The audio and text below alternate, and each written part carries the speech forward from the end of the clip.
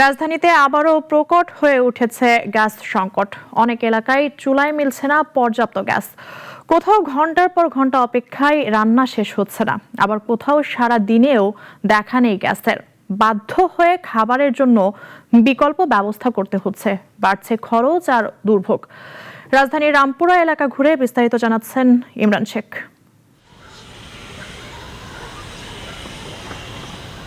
চুলায় হাড়ি উঠেছে বহু আগেই, কিন্তু আগুনের তেজ নেই। সকালে রান্না বসিয়ে দুপুর গড়িয়ে গেল, শেষ হচ্ছে না ভাত তরকারি।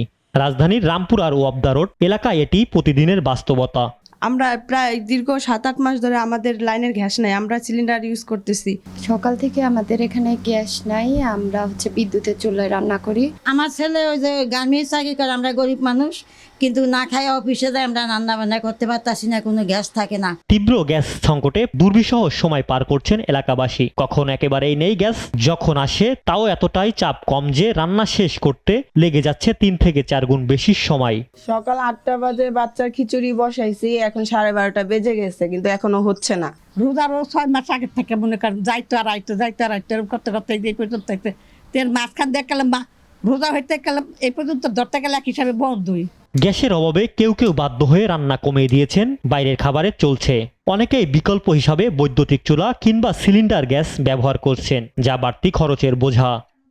সিলিন্ডারের কিনতেছি প্রায় 2000-2500 করে কিনতেছি, আবার লাইনের গ্যাসের বিলও দিতেছি 1080 টাকা করে। আমাদের এখানে সারাদিন গ্যাস থাকে না, রাত্রে লার্কির চুলায় রান্না পরে, অনেক সময় তো লার্কিও পাওয়া যায় না। এটা তো গ্রাম না, ঢাকা শহর। আমাদের বাসায় রোজা প্রথম থেকে গ্যাস থাকে না। সবচেয়ে বেশি বিপাকে পড়েছেন নিম্ন আয়ের মানুষ। উপায় না পেয়ে কেউ কেউ রাস্তায় কাঠ কিংবা লাকড়ির চুলা বসিয়ে রান্না করছেন। আমরা বিকল্প সিলিন্ডার ব্যবহার করি এবং পাক করতে অনেক কষ্ট হয়, খাওয়া দাওয়া কষ্ট হইতেছে, বহুত কষ্ট হইতেছে। অনেক আমাদের রান্না বান্না খানা দানা বহুত কষ্ট হইতেছে, বিকল্পভাবে কিনা খাওয়াইতেছে।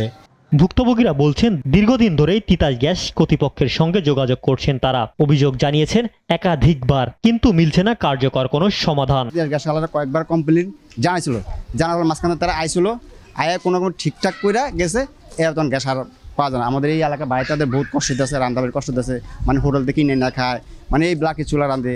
এইভাবে মৌখিকভাবে যোগাযোগ করা হয়েছে, কিন্তু তারা কোনো রেসপন্স করে নাই। এ বিষয়ে তিতাস গ্যাস কিংবা পেট্রো বাংলা কর্মকর্তাদের সঙ্গে যোগাযোগ করা হলেও ক্যামেরার সামনে কথা বলতে রাজি হননি কেউ।